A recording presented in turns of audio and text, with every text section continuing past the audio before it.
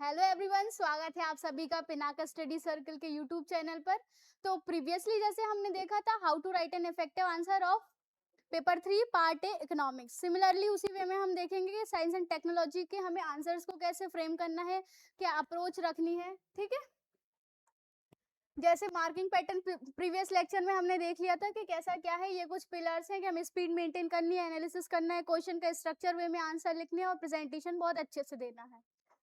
Okay, तो कुछ previous year question है तो हम उनको एनालिसिस करेंगे। जैसे what is the main objective of universal immunisation programme for parasites causing malaria disease.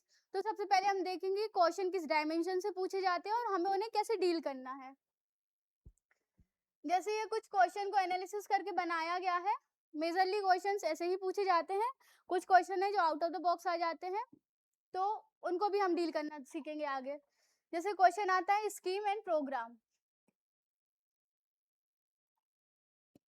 जैसे क्वेश्चन आता है हमारा स्कीम्स एंड प्रोग्राम वाला, तो हमें उसे कैसे डील करना है। सबसे पहले हमें फ्रेमिंग में उसका लॉन्च डेट लिखना है। यदि आपको ईयर याद है तो ईयर लिख दीजिए, डेट याद है तो गुड एंड वेल डेट भी डाल सकते हैं, मिनिस्ट्री डाल सकते हैं कि किसने इसको लॉन्च किया है, ऑब्जेक्टिव इसका क्या था और कवरेज क्या रहा है।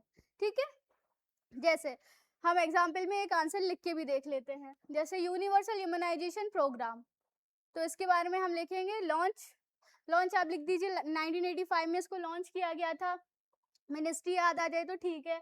ऑब्जेक्टिव इसका क्या था कि वैक्सीन प्रोवाइड करनी थी जो मदर्स हैं और जो न्यूबॉर्न बेबीज हैं उनको। इसमें कितनी वैक्सीन आती हैं, 12 वैक्सीन आती हैं। एक दो के नाम आप लिख दीजिए, जैसे हेपेटाइटिस, ट्यूबरक्लोसिस, डिप्थीरिया, जिसका भी आपको याद आ जाए तो आप वो लिख सकते हैं। ऐसे हमारा ये आंसर फ्रेम हो गया। देन कुछ डेफिनेशंस पूछ लेता है तो उसको बस डेफिनेशन में 2-3 लाइन में लिख के छोड़ देना है। जैसे कभी कभी कोई जैसे सेल थ्योरी पूछ ली तो आप लिख सकते हैं शील्डर एंड सॉल ने दी थी, उसके ऑब्जेक्टिव्स क्या थे उसके बारे में भी लिख सकते हैं। ठीक है, फिर जैसे कोई डिसीज पूछ लेता है, जैसे एड्स पूछ ली है ना, टीबी पूछ ली, इसको ये कैसे कॉज होती है, तो हमें कैसे लिखना है। यदि बस उसने डिसीज का नाम दे दिया तो हमें लिखना है कि कैसे कॉज होती है, सिम्टम्स क्या है और प्रिवेंशन क्या है। जैसे प्रीवियसली क्वेश्चन आया है right the 4 parasites causing malaria, जो हमने प्रीवियस स्लाइड में देखा है क्वेश्चन, तो हम उसको सॉल्व करेंगे।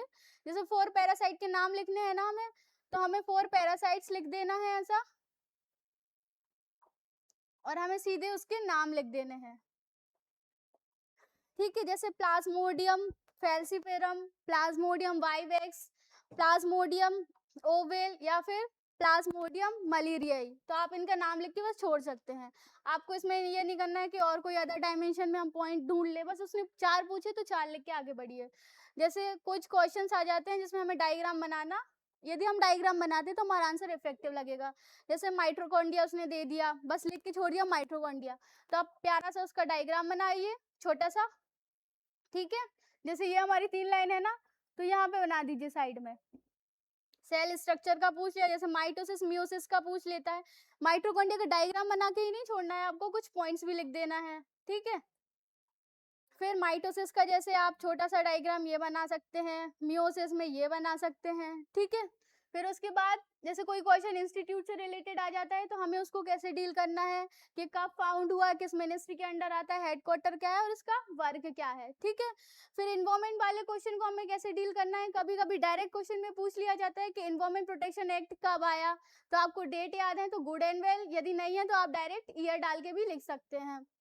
ठीक है, जैसे और इन्वायरमेंट से रिलेटेड क्वेश्चन आए तो आप ध्यान रखिए, यदि 7 मार्कर में हो, चाहे 10 मार्कर में, चाहे 2 मार्कर में, पॉसिबल हो तो डायग्राम बनाइए। बायोलॉजी के साथ भी सेम है और इन्वायरमेंट के साथ भी सेम है। जैसे लेयर्स का कभी कभी क्वेश्चन आ जाए, कोई भी लेयर आ जाए, समझ लीजिए ओजोन पूछ लिया उसने तो स्ट्रेटोस्फीयर बना दीजिए आप, या लेयर्स का डायरेक्ट ही क्वेश्चन आ जाए तो आप ऐसे लेयर्स भी बना सकते हैं।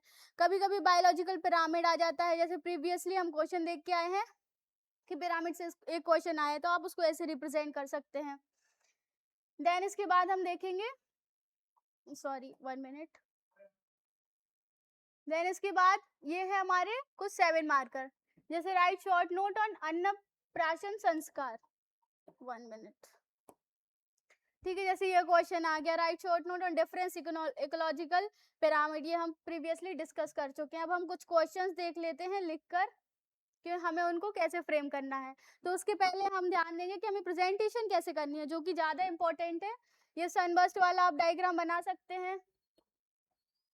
ओके, सनबर्स्ट वाला आप डायग्राम बना सकते हैं, माइंड में बना सकते हैं, ट्री डायग्राम बना सकते हैं, टेबल बना सकते हैं। जैसे कभी कभी डिफरेंस पूछ लेता है, right the difference between communicable diseases and non communicable diseases. इसको हम आगे लिखना भी सीखेंगे कि हमें कैसे फ्रेम करना है आंसर्स को। ठीक है, तो सिंपल हमको क्या बनाना है, एक बेसिस बनाना है कि किस बेसिस पे हम उसको डिवाइड करेंगे। देन हमको अपने पेज को 3 पार्ट्स में सेग्रीगेट करना है, पार्ट ए, पार्ट बी और तीसरा हमारा बेसिस वाला हो जाता है। और 2 लाइन में कंक्लूजन। याद रखिए 2 लाइन में कंक्लूजन रहेगा, नीचे 2 लाइन में और ऊपर 2 लाइन में इंट्रो, बीच में बॉडी रहेगी। ये सर्कुलर प्रोसेस हो गया, ये 2 पिलर्स वाला हो गया और ये 2 पार्ट्स वाला हो गया। तो आप देख सकते हैं एक बार। ठीक है,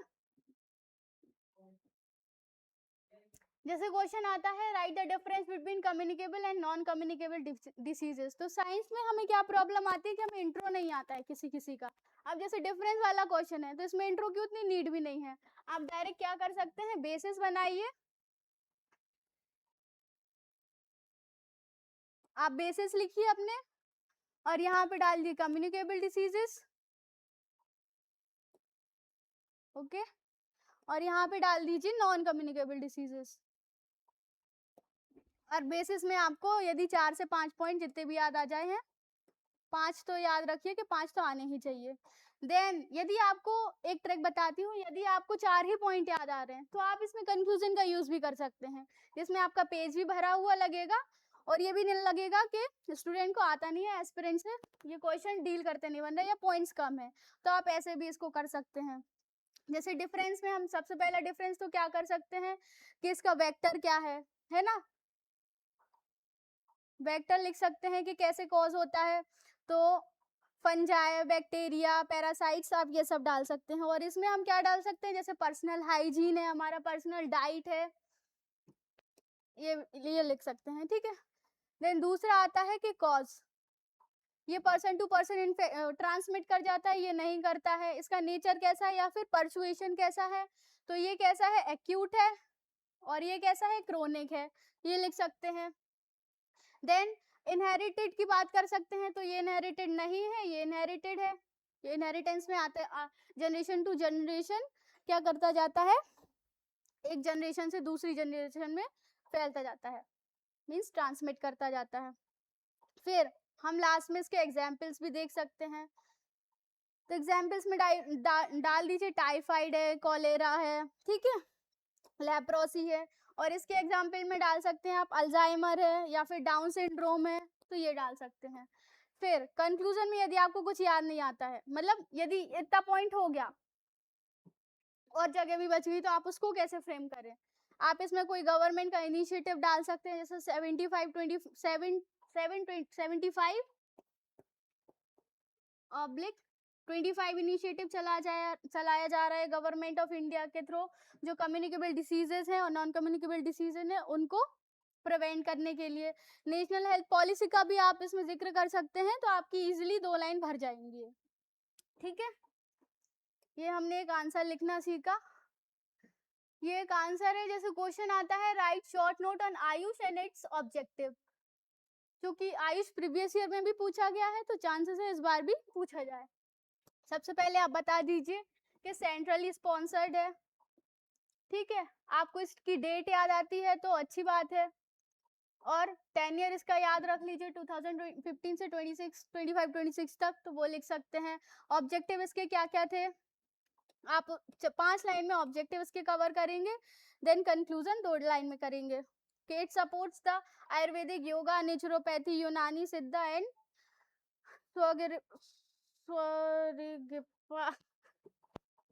स्वगरिप्पा और होम्योपैथी। तो आप ये लिख सकते हैं, ये हमारा एक आंसर फ्रेम करके मैं लाई थी, तो आप इसको देख सकते हैं।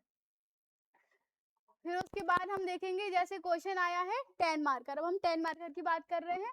Give a detail account of the Indian space organisation, ये भी हम देख सकते हैं, इसरो से रिलेटेड क्वेश्चन है। देन इसमें हम लिखेंगे क्वेश्चन बायोटेक्नोलॉजी का, लिख के हम देखेंगे क्योंकि इस बार चांसेस है कि बायोटेक्नोलॉजी से पूछा जाए। ये आंसर को हमें कैसे फ्रेम करना है, सॉरी 1 मिनट, जैसे 10 मार्कर की हमें फ्रेमिंग देखनी है, तो हमें कैसे फ्रेम करना है, हमें ट्राई करना है 4 से 5 लाइन में हम इंट्रो लिख दें, बीच में बॉडी रहेगी, देन ये हमें सेग्रीगेट करना है अपने पॉइंट्स को, और 4 से 5 लाइन में हमें कंक्लूजन लिखना है।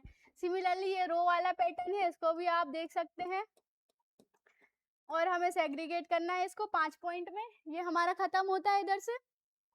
फिर अब हम देखेंगे कि एक आंसर को हम कैसे लिख के देख सकते हैं।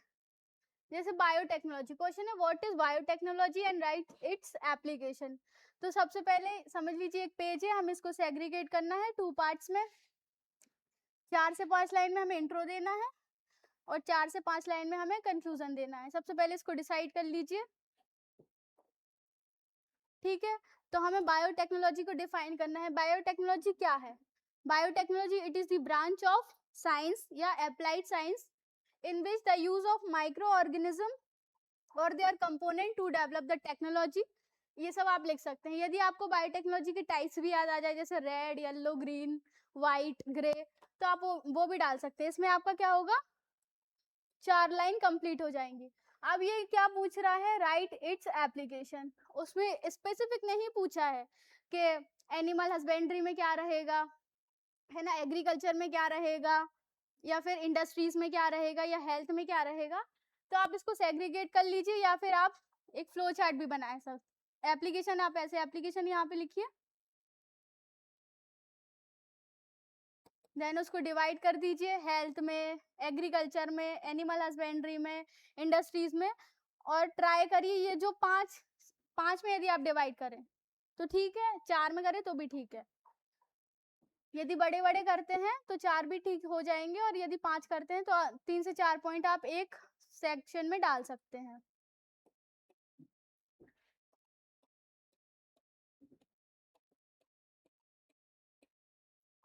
ठीक है, और ये 4 से 5 लाइन में कंक्लूजन है। तो हम सबसे पहले देखेंगे हेल्थ में हमें क्या लिखना है। तो हेल्थ में जैसे हम लिख सकते हैं कि बायोटेक्नोलॉजी का यूज हम किस लिए करते हैं, डायग्नोसिस के लिए करते हैं। कोविड के टाइम पे हमने देखा था कि RT-PCR टेस्ट बहुत चला था, और एलिजा टेस्ट भी हम लिख सकते हैं इसमें। तो डायग्नोसिस पहला पॉइंट हो जाएगा। जीन एडिटिंग, जीन थेरेपी ये डाल सकते हैं। Stem cell cloning, therapeutic cloning, इसको भी डाल सकते हैं। देन CRISPR-9 टेक्नोलॉजी को डाल सकते हैं। फिर उसके बाद हम क्या डाल सकते हैं, ये कितने 4 पॉइंट्स हो गए हैं ना हमारे। इसके बाद हम रिकॉम्बिनेंट DNA टेक्नोलॉजी को भी डाल सकते हैं। आई होप इसमें हो जाएगा इतने पॉइंट्स में।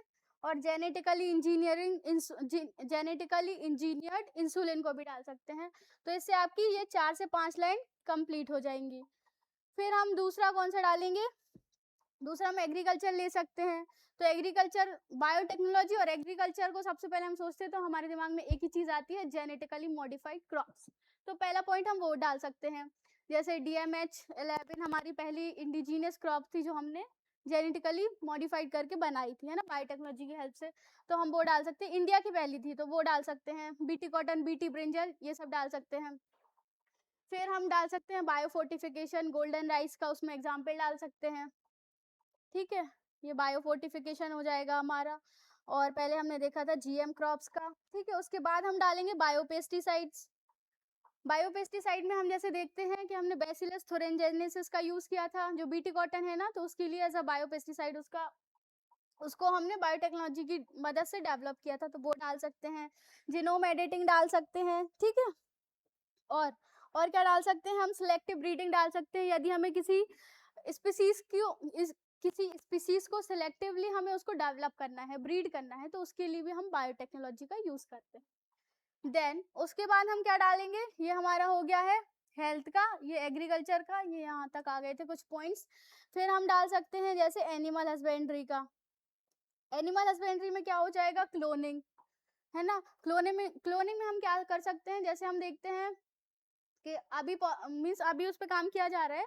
जैसे जो इंडेंजर्ड स्पीसीज होती हैं, जो वल्नरेबल हमारी स्पीसीज होती है, जो एक्सटेंट हो गई हैं, यदि हम चाहें, मतलब हम चाहें नहीं, हम ट्राई कर रहे हैं अभी उस पर कि उसकी जो वो ब्रीड है उसको डेवलप किया जाए, तो क्लोनिंग हम सबसे पहले ये लिख सकते हैं। देन उसके बाद ट्रांसजेनिक एनिमल लिख सकते हैं, इसका एग्जाम्पल भी आप डाल सकते हैं, जिससे क्या होगी, उनकी ब्रीड इंप्रूव होगी। आर्टिफिशियल इंसेमिनेशन डाल सकते हैं। ठीक है, एम्ब्रियो ट्रांसफर वाला कॉन्सेप्ट भी आप इसमें डाल सकते हैं। फिर इसमें क्या किया जाता है, जो फॉरेन जीन होता है उसको इंडिजीनियस जीन में इंसर्ट किया जाता है, तो आप ये लिख सकते हैं। ठीक है, ये हमारा इधर पे कंप्लीट हो जाता है। फिर उसके बाद हम क्या डाल सकते हैं, इंडस्ट्री। तो इंडस्ट्री में हम पहला पॉइंट डाल सकते हैं बायोपॉलीमर। बायोपॉलीमर जो ऑयल एक्सट्रैक्शन के लिए काम आता है, तो उसको डाल सकते हैं। फिर उसके बाद हम फ्यूल के लिए डाल सकते हैं बायोफ्यूल, जो ये क्या करेगा, वेस्ट मैनेज को कंट्रोल करेगा।